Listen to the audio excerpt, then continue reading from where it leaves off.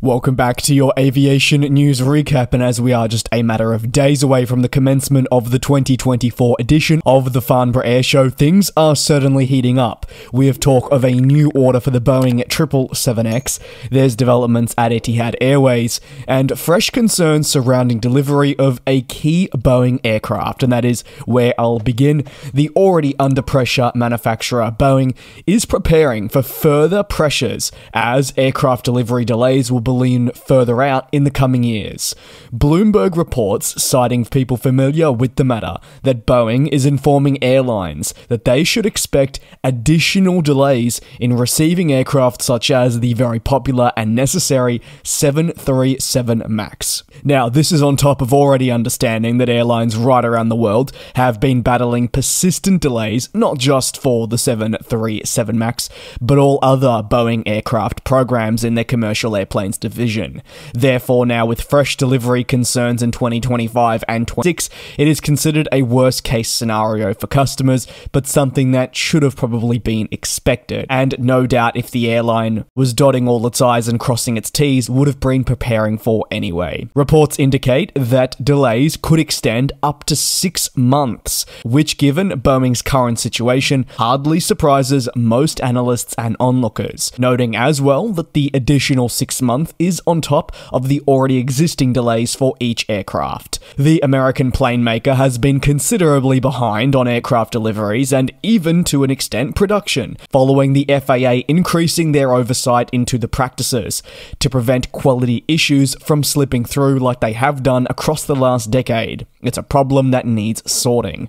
When you consider as well that 2024 was earmarked as a year in which Boeing was going to stabilize its business further and make continued ground in those recoveries, working towards also increasing customers' confidence in its product, it's been a complete and utter disaster and the complete opposite of all of these things. Furthermore, we also know the planemaker had planned several production increases, and this was to meet the ever-growing backlog of customers needing aircraft and to work through this multi-thousand backlog of jets. However, because of the difficulties in clearly not just maintaining quality, but safety, and also many other events internally, Boeing has been unable to proceed with the increases it had planned and has been in damage limitation mode. The planemaker has really been struggling due to a failure to increase production paired with delays in delivering planes. Airline customers are now the ones feeling the effects even more so, with capacity losses, financial implications, and more. In some cases, these airlines are looking to retain aircraft, planning to be moved to mitigate capacity loss. However, these aircraft will ultimately, more often than not, require greater levels of maintenance because they aren't exactly the youngest, and this will increase costs and impact airlines financially. Customers' frustrations with these delays are growing at, I'd argue, a varied rate. While their impact weighs heavier on some than others, the consensus is that the inability to acquire planes on time has many negative ramifications on a respective airline's business.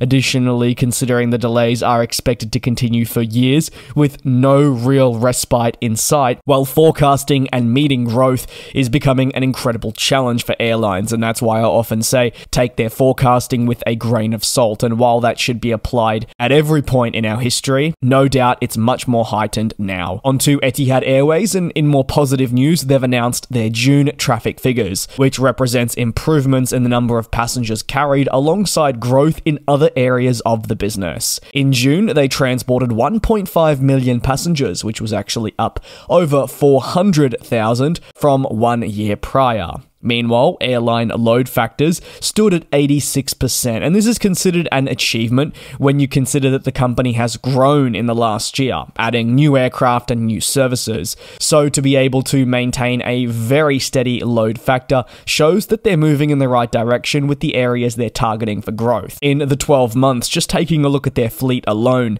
they've grown that fleet from 76 to 92, as they're continuing to add next generation units to their portfolio. Furthermore, they've also increased the number of destinations served on their passenger network, up from 66 to 76. Etihad Airways has really been committed to meeting demand in new and existing destinations. They've, for instance, expanded quite considerably into North America and focusing on other markets too. We've also seen landmark announcements including the upgauging of aircraft utilized towards markets that either require additional capacity or for the airline that may want to offer a more premium configuration. Whatever move they do is with a view of increasing flexibility. 8.7 million people have flown on Etihad Airways in 2024 thus far. This is an increase from the 6.3 million in the first 6 months of 2023, and they say their operations are more than healthy. The remaining 7 months of this calendar year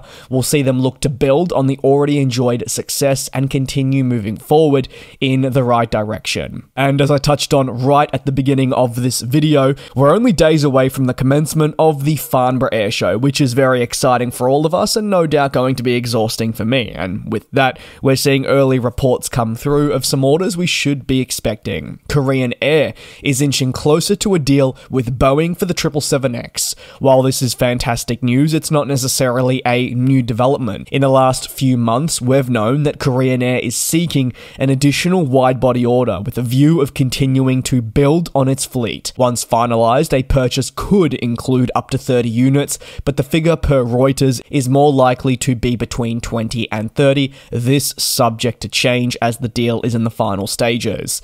A commitment to the Boeing 777X would come after it placed an order with Airbus in the last few months, as you may recall, for the popular A350 series.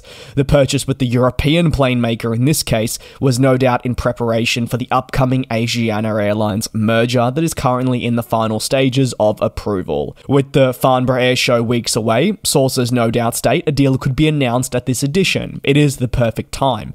The Farnborough Air Show sees the entire industry fall in a singular location for a week of trade-related developments, including the opportunity for groundbreaking orders to be announced. And for Boeing, well, a purchase of the 777X would be a welcomed development in what has been an incredibly challenging year for the plane maker, which has been certainly filled with quality issues. Korean Air, you've got to also remember, is gearing up for the hopeful approval from the US regarding its planned merger with Asiana Airlines, and once this will be completed, the pair will combine to create a true mega airline. However, to fully prepare for the eventual planned integration, Korean Air is bumping up its commitment to new aircraft as you would expect, to enable the further fleet modernization. The A350 purchase aligned with Asiana Airlines' extensive understanding and already existing usage of this plane, whereas the purchase of the 777X is touted to be a step forward in enhancing capacity across its network.